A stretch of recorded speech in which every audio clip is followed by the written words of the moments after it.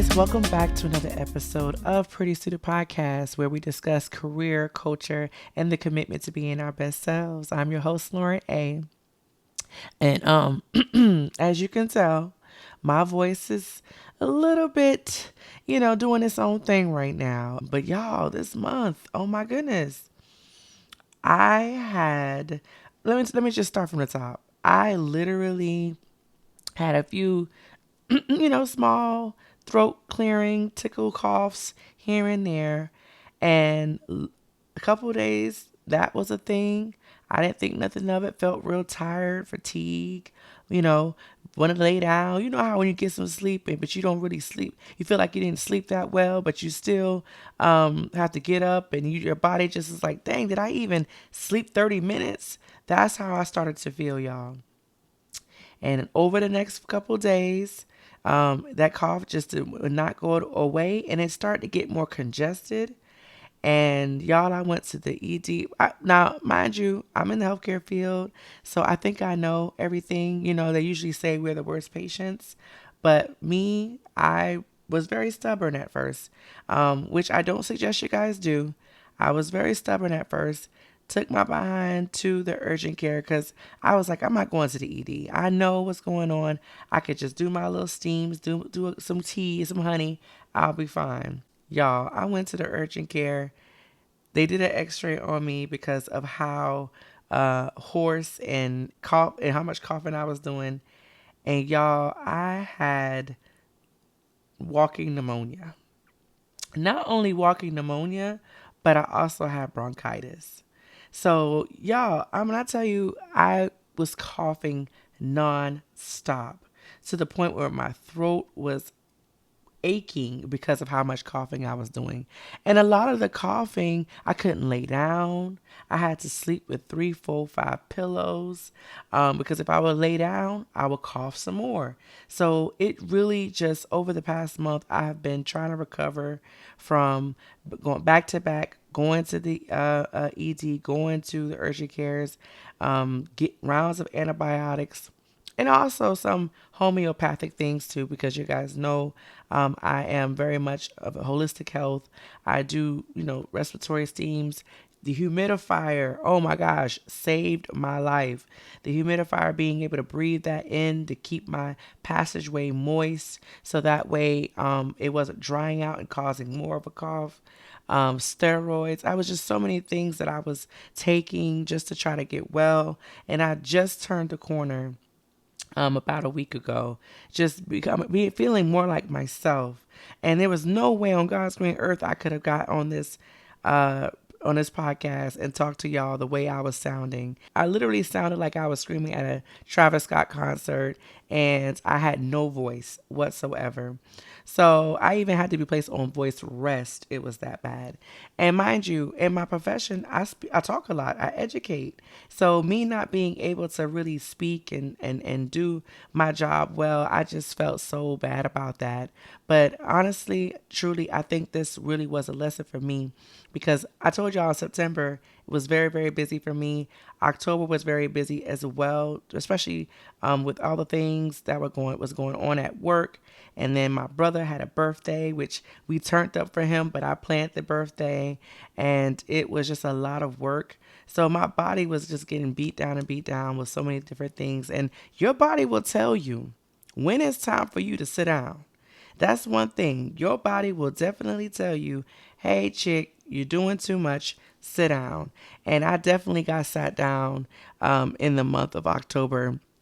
And so, but I'm lucky to be here. God is good. I'm recovering. I still, like I said, have some respiratory things going on, but it's nowhere near anything that I was experiencing that first month of first few weeks of October. It was ridiculous. But anyways, I'm back, y'all. So I'm here to talk about all the things that's just been going on. Like, what is going on in the world? Every time I leave y'all, something else happens. And I'm like, yo, I can't leave for 5 minutes. I can't leave for 5 minutes without something breaking news, world-changing event happening. And so today I really just want to clarify with everything that happened with me with my pneumonia and my bronchitis and just everything. Just take care of yourself, guys. This world, everything is going on, the stress of everything. And we know this. Stress is the number one killer. Studies have shown this. Everybody know this. Everybody has had a family member die of stress of some sort because we understand how silent but deadly it is. So in this season where all of these emotions are just piling up on us like this, like we cannot allow that stress to cause us to be sick, cause our bodies to shut down. We just cannot have that.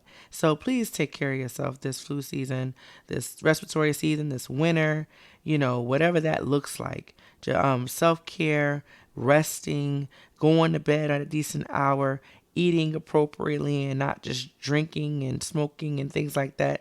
Do what you do, but it's about moderation, especially during this time too, where the sun's going down early. It's like midnight at 4 o'clock in the afternoon. Seriously, like you look outside and it is pitch black and it just turned 4:30, 4:45. So, with that being said, the time changes could cause more depression and anxiety. Just take care of yourself, guys. This is the prime season to do that. So just to switch gears, I know we started off with a bunch of, my medical report, right?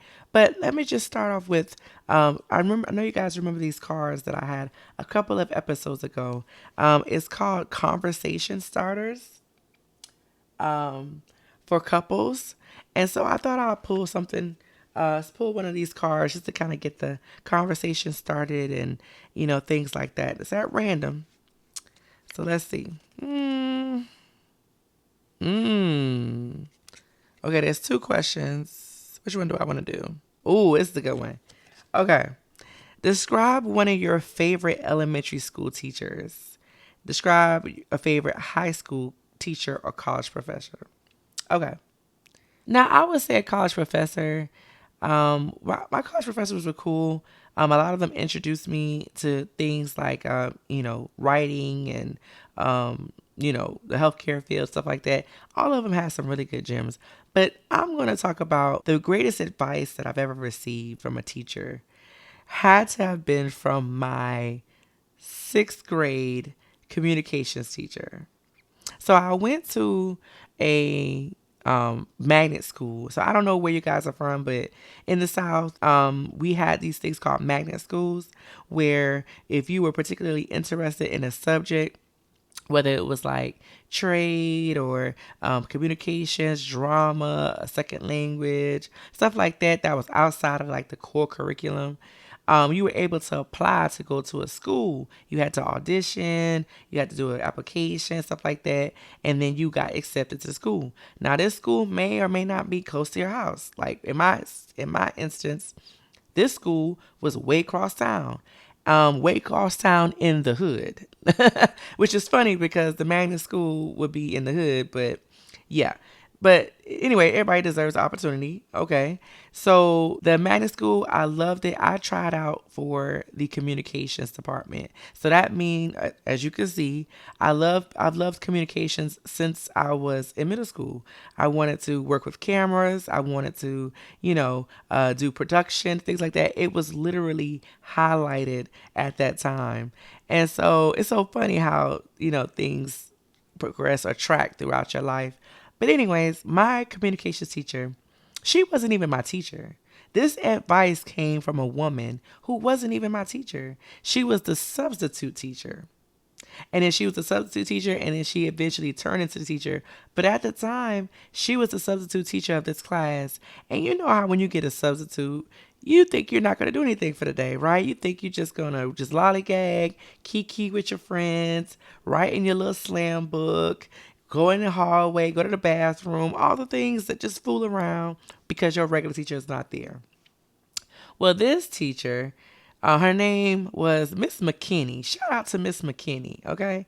She gave us this advice, and I don't even know how we got on this topic. I think we were talking about like who was dating who at the time. You know how gossip, somebody, Jashawn was dating, Danielle and things like that. So her listening to our little middle school gossip and stuff, I think she had made mention of like what you shouldn't do with a guy, because I think the topic was like this girl trying to date my man type thing, like we really was doing something, but whatever. But her advice to me, I'll never forget this. She was like, one of her best friends or one of her good friends, she used to tell her friends about her man all the time. Oh yeah, John liked the sandwiches with the crust cut off. John liked to send me flowers. John liked Campbell's soup. John likes this TV show. John likes this and that. Just letting her friend know all about her man. And so one day, her man was actually sick. And so her, being a good girlfriend that she is, call and check on him, say, hey, how you doing? While she was at work, he was at home sick. She said, hey, how you doing? How things? Do you need anything? You need for me to stop by and bring you anything? And she said that her husband or her boyfriend at the time said no. Uh, I'm gonna call her Stephanie, which is my teacher's friend. Stephanie just dropped by with a gift basket with sandwiches with the crust cut off, Campbell's soup, his favorite DVD, because at the time we had DVDs, all the things. And she was like, she did what? And so when she talked to her friend about it, her friend was like, oh, I thought I was just being a good friend and blah, blah, blah, blah. But at the end of the day, her boyfriend was like, I don't know. She seemed like she was flirting with me a little bit.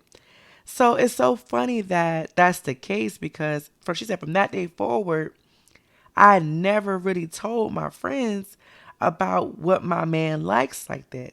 Like, you could talk to your friends about your man, but not necessarily the ins and outs of what he likes and who he is, because she said from that point on, she just couldn't trust anybody, because the fact that she gave all her friends that ammo, and now her friend was trying to flirt with her boyfriend, she was like, no, man, you can't, like.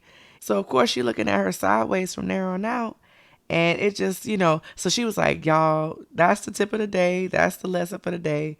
Do not tell your friends the ins and out of your man, because they may use it against you, especially if they are, wanting to have your man because they don't have one, or they're in a bad situation or something like that. And they know you got a good one. They might try to, slide up in there with the ammo that you gave, and you didn't even know that you gave it. So yeah, that will be, I know that's a coldest winter ever type of story. That's not really a life lesson, I guess you could say, but it was for me, because that stuck out to me, and I was 12, 13 years old. Never forgot it, never did it. Didn't have that problem, okay? So now let's get into our first topic, okay? We understand, and I'm not even going to sugarcoat it. Let's just get to the nitty gritty, okay? Um, this election left a lot to be desired. I'm not going to hold you. This is not a political podcast. I'm not even going to go to the detail as to who was right, who was wrong, who should have won, who shouldn't have won, all the things. But for those who chose to vote for Kamala, they were disappointed in the loss, and had every right to be disappointed. The situation just wasn't in her favor, for several reasons, which we can get into briefly. One being she just did not have enough time. She only had an official campaign for 107 days, 100 something days. She received a lot of the backlash from the Biden administration, and what they were doing. She didn't really separate herself as to what she would do differently. So the policy wasn't really there. The core fan base of Donald Trump really held tight and got him to the finish line. Just a plethora of reasons why she wasn't successful. But I know for the people who wanted her to be successful, the past week has been a little bit melancholy for them, because they feel as if they're hopeless, right? A lot of Black women feel that, the effort the microscope, the everything that we're put under to be successful, a lot of times those efforts fall by the wayside when you're up against an opponent who isn't really held to that same standard. And so it's very unfortunate for you to put so much effort into something and not succeed. That can make you feel hopeless. That can make you feel like you're less than. That can make you just not want to try. But I want to encourage women, black women, brown women, whomever, to not accept this defeat as defeat, but also to understand that lack is a mentality. And oftentimes when we aren't able to receive what we want at that very moment, then we can feel like we're not worthy of it anymore. Whether it's a year from now, 5 years from now, whatever, that one defeat just trumps your whole ability to be successful, whether at that same thing or something different. And I saw this video on Instagram that spoke to the lack mindset and how, lack of boundaries and you just not feeling worthy of can keep you in an area of lack. Check this clip out. Not set boundaries and operate in a mindset of lack. Oh, You can't do okay. it. You can't do it. You have to be operating in an abundance mindset to know, even if I say no to this, something else is coming. Yeah. Even if I say, hey, this is my boundary in dating, so you cross this boundary, I'm not talking to you no more, then I have an abundance mindset to know there are other people that will respect this boundary. You know what I mean? Right. Sometimes it's hard to maintain your boundary because you're operating in that lack, like nothing else is coming, so I have to take this. Right. Nobody else will say yes, so I have to say yes to this person. Nobody else will want me, so I have to be with this person. More. No, you have to have an abundance mindset to know that there is more beyond this person, this thing, this job, this whatever, in order to actually be able to set a boundary. I really loved what she said about how you may feel like the first bus left, you was running after it, you had the right time and everything, but you missed it. You might have tripped and fell, a heel got stuck, on the curb, and you missed the bus. And you could think to yourself after that bus zooms by that, oh my gosh, I'm going to be late for work. Or, oh my gosh, I'm going to get fired. Oh my gosh, another bus is never going to come. Oh my gosh, I have no other opportunity to get to work. All those things could be running through your mind and you could feel defeated. But there's something about you having enough faith in yourself, you having enough faith in your ability that you can understand that this bus left, but another one is coming. Another one is coming. And not only is another one coming, but that's not my only option to get to my destination. And I really wanted to point this out because Kamala, in this situation, she was able to become the first woman and the first woman of color to be the vice president of the United States. That in itself is an accomplishment.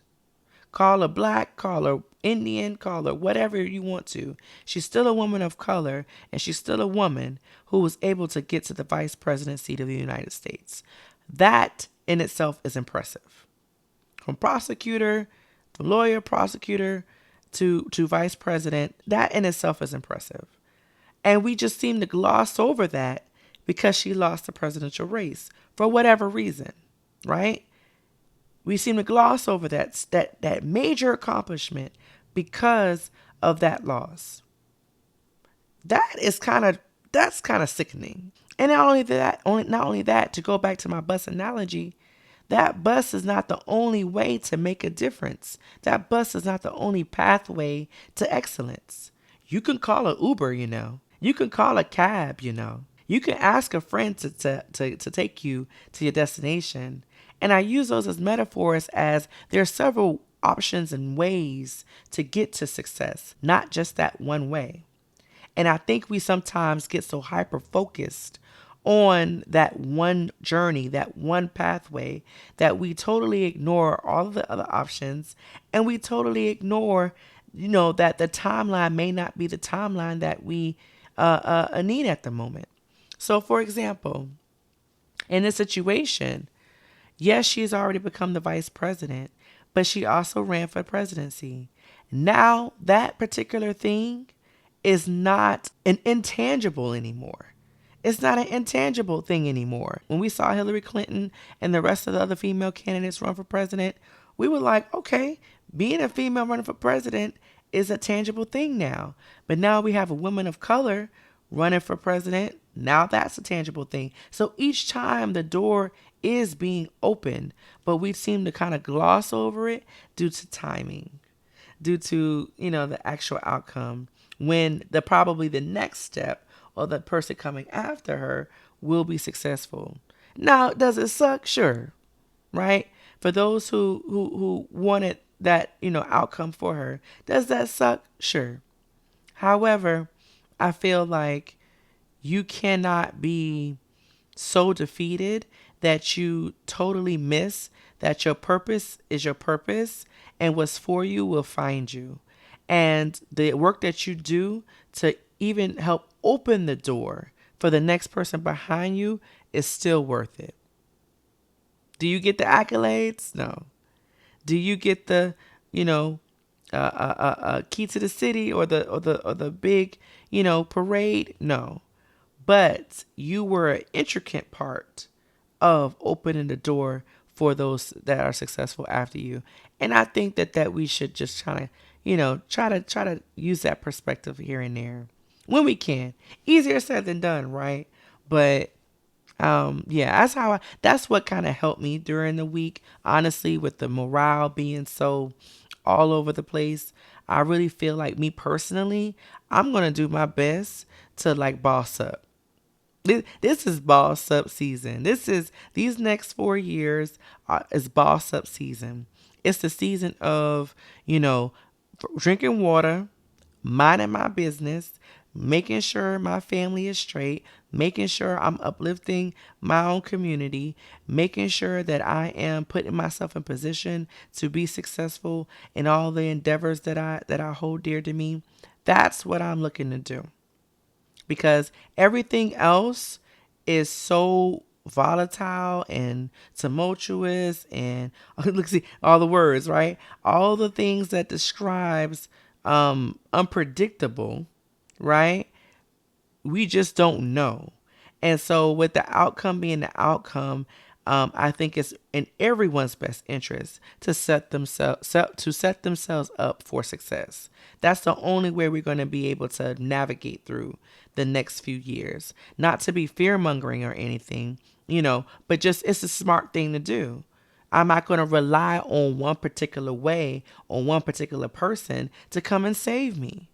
I'm not going to rely on one particular way or one particular person to make a difference or to fulfill my purpose, because we all have a purpose while we're here. And so it's up to me to be able to work towards that, to inch towards that, right? I think so. I think so. So yeah. So that brings me to our next topic. I think that, personally, I have suffered in the past. And I think I talked about this a few episodes ago about just how I was so against, living through poverty like I did when I was younger. Or just, having those episodes where my family didn't have enough money to afford, covering bills, or, just even food on the table, lights. Sometimes we had to spend time with no lights or no cable, stuff like that. And while my parents did the best that they could, that poverty left some sort of trauma in my life. Now, we weren't like poverty stricken. There was just episodes here and there where times just got a little tough for my mom and my dad and stuff. But honestly, those periods left a big enough impression to have some effect on my life.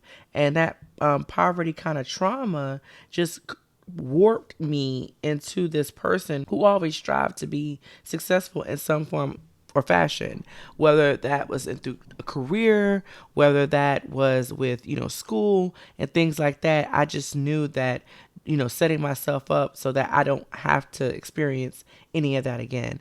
And I think the same could be said about, what we experience as a kid and how we perceive ourselves as an adult, right? So in this clip, this woman brings up a really good point about trauma from your mama, really. Whether, you start to cultivate this perception of you, this facade of you, this, avatar of you, that you wear this form of armor of your accomplishments in your careers to where that defines you as a person. Check this clip out. What are some of those other behaviors that women out there might be displaying but not even realizing could be stemming from a mother wound? I think something that people don't like to look at, especially if I think about your audience, success as a trauma response. You mean especially when you think about me? I'm not talking about you. I'm just talking about, the people who listen, the women who want it all. And I'm one of those women. Explain that. That comes from us wanting to impress our mothers? Well, it becomes how you see yourself. My worthiness is tied up in my achievement. How many degrees, how many certificates, how many raises, how few days I miss from work, how well I perform defines my value and increases my chances of being loved and accepted. It creates my own safety bubble, because if I'm just myself, if I make a mistake, if I don't know the answer, if I don't get it right the first time, if I don't get it right the second time, I run the risk of being rejected. I run the risk of being abandoned. And we think that because it's happened our whole life, we think it's normal. We think, oh, well, that's how it should be. And so we then become hypercritical of ourselves, but we don't think we're hypercritical. We think we're perfect. So as you can see in this clip, like I'm talking about, that hit me right here. And like I said, it goes back to, what you experienced in your childhood. Like, if you were the type of person who never received any affirmations from your family, particularly your mom or even your dad, if you're a guy, or if from your dad, if you're a girl, those affirmations that you are enough, that we're proud of you, that you are a winner, despite your losses and your faults, that can kind of carry into, your strive to be successful as an adult. I'm not saying that people should get a participation trophy. I'm going to be honest with you. I don't even believe in that. I think you're a loser if you lost. You're a winner if you won. And a lot of times that loss kind of helps you to become a winner, because you've seen your faults. You know how to get back up again. You built that resiliency, all those things. But what I'm saying is that as a kid, it is equally as important to understand that your success and their love for you and your ability to be a worthy human being is not predicated on your wins. I know that sounds crazy, right? Because we always kind of like make seem like the winner, or to win or to be successful, this uber, a successful person is the goal. And that could be the goal for some, but when you tie the accolades behind your name, your degrees, how many friends you have, how popular you are, how, people validate you. If all of that feeds into how you feel about yourself, that's kind of dangerous territory. That's kind of dangerous territory, because again, once those things aren't there, are you still not a worthy human being? Are you still not a person who is capable of love, or who is capable of receiving or giving love, or whatever the case may be? I would say no. But like she mentioned, when you've gotten that praise and that adoration and that validation from your family or from your friends only when you have succeeded in something, that kind of makes you feel away, because now you're always going to be chasing that. You're always going to be chasing, that validation. And that seeps into how you feel about yourself. Like, and we have to be really and honestly careful about that, about doing that to ourselves, because not only will it lead to your exhaustion and burnout, right? Because you're always striving to be the winner, the successful person. This new accolade, now this new accolade, now this new accolade. You didn't even get to enjoy the last accolade. You already going towards a new one because you're reaching that high of the success of the completion, that you can't even be okay or grateful for what you have in front of you. So, like she said, it's very important for us to understand that, yes, accomplishing our goals and our dreams and the success is fine and dandy. But if you were to lose all those letters behind your name tomorrow, if you were to wipe those degrees from your wall tomorrow, who are you? Who are you? Are you still, you know, are you still Lauren? Are you still that person who deserves to have a place in this world? So parents, I'll say this too. If you have a kid, make sure you pour into that child. Hey, I know you lost that softball game, but you know what? We're going to pick ourselves back up and we're going to win the next time. However, I love you anyway. You're amazing anyway. We just got to practice a little bit more. We just got to do better next time. But nevertheless, you are amazing. Nevertheless, I love you. Because that's how, honestly, just to bring the Bible into it, that's how God shows his love. Because if you think about it, I have to treat myself with enough grace as God treats me. And it took me a while to, yes, I had affirming parents, but I also had parents who saw the greatness in me and wanted me to reach that greatness. So they instilled that self-confidence in me. They instilled that self-worth in me to say, you know what, Lauren, you are amazing and you are capable of amazing things. So I'm thankful for that. But what I took with that, throughout my life is that I wanted to make sure that I made them proud. And if I failed at something, if I wasn't the best at something, then I internalized that. And so, I feel like what took me some unlearning over the years was that regardless of the accomplishments that I had, my parents loved me anyway. And I feel like God does that for us because, we are some jacked up people. We have a lot of sins, a lot of dents, a lot of bruises, and a lot of mistakes in our lives. But he loves us anyway. And so if he could show me that kind of grace, why can't I show myself that kind of grace? And so that really helped me get through that journey of kind of detaching myself from my credentials, from my title, from my accolades, and say, this is who you are. This is who God made you to be. Nevertheless, the other things, just cherry on top, right? Just whipped cream on top, make it a little sweeter. But you are not just that. Okay? And so I love that clip because she really did spell out a lot of the things that a lot of women, especially, high achieving women, kind of go through. A lot of our strive for success and things like that stems from something such as that. Whether it's poverty trauma, mama trauma, feeling an emotional void from somewhere, whatever the case may be.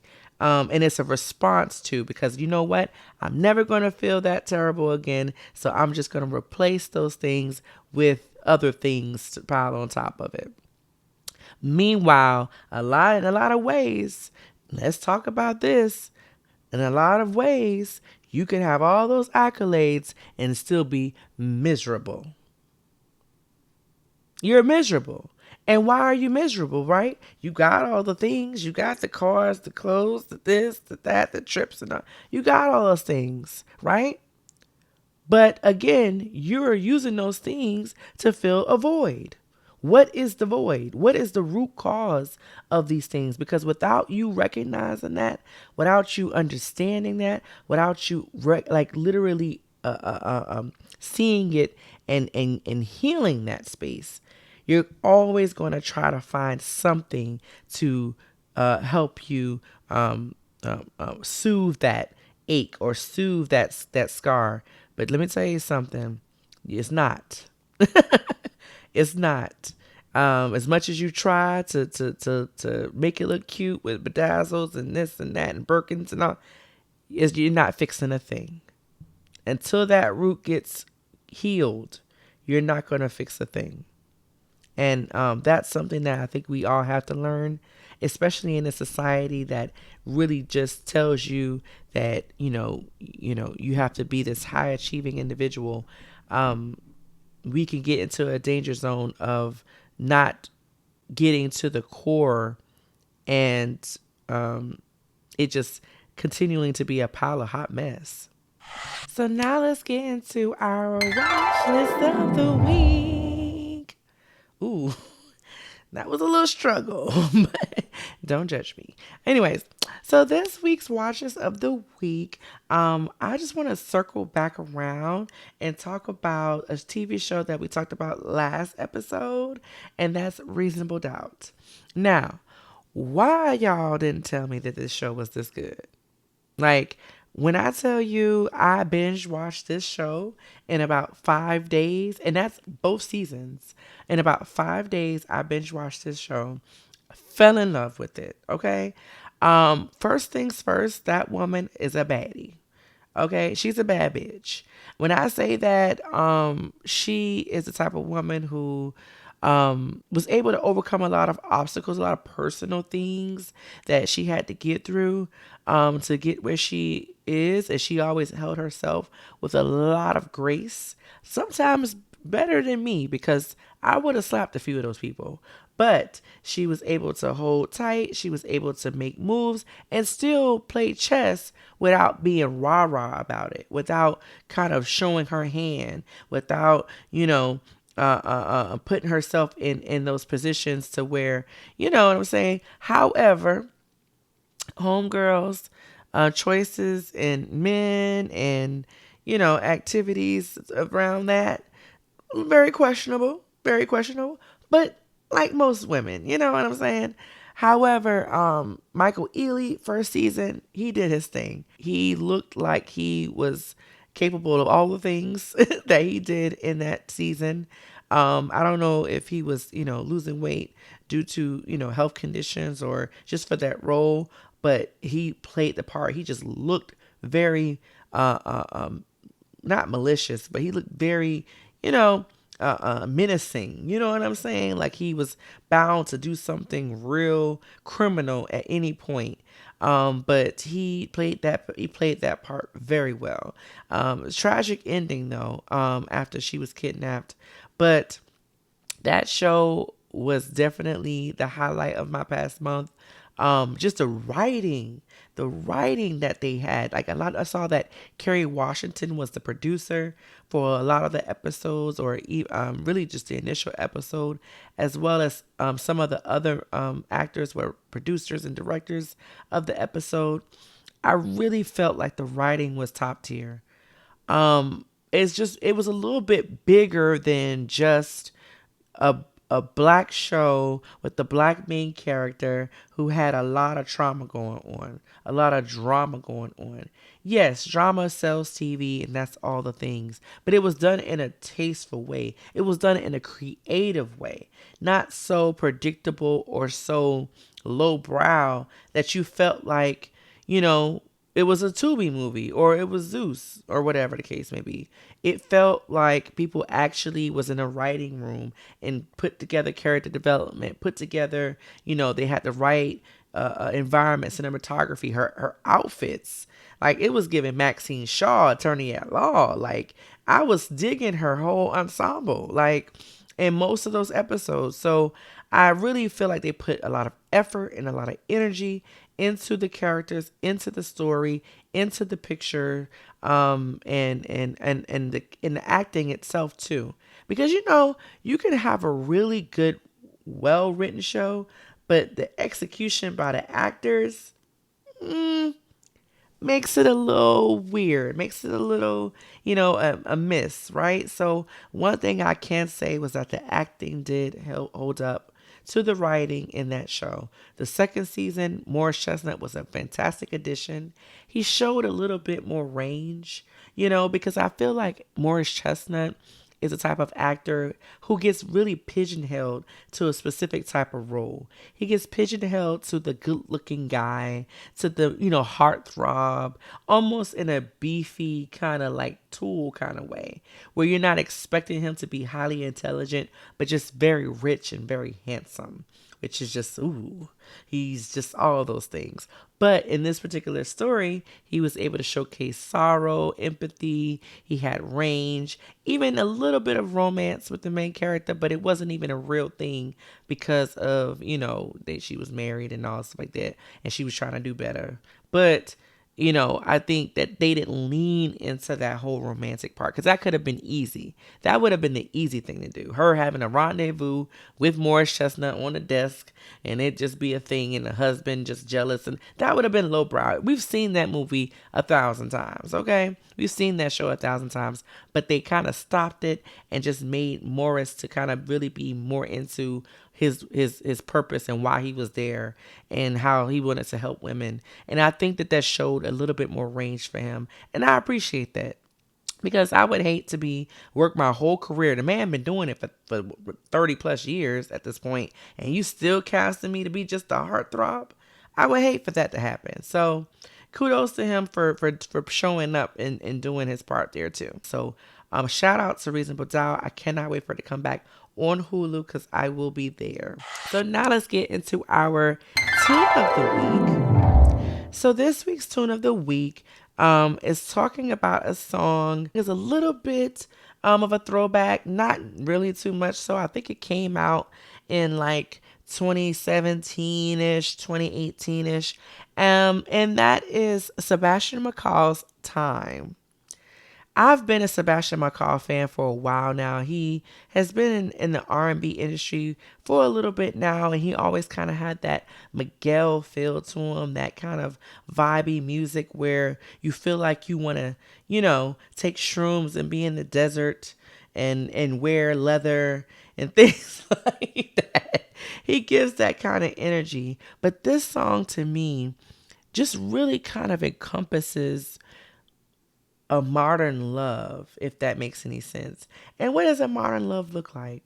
Honestly, in my mind, because we kind of entered an era of like, if I like you, I want to be here. If I don't like you, I'm not going to be here. I really think that's kind of how we're all feeling at this point, especially if you have something going for you. I think we're very much more intentional about how we're showing up. And I want to be here because I want to be here. And in this song, they really just talk about how I could spend all day here with you because I really enjoy you. I really enjoy your time.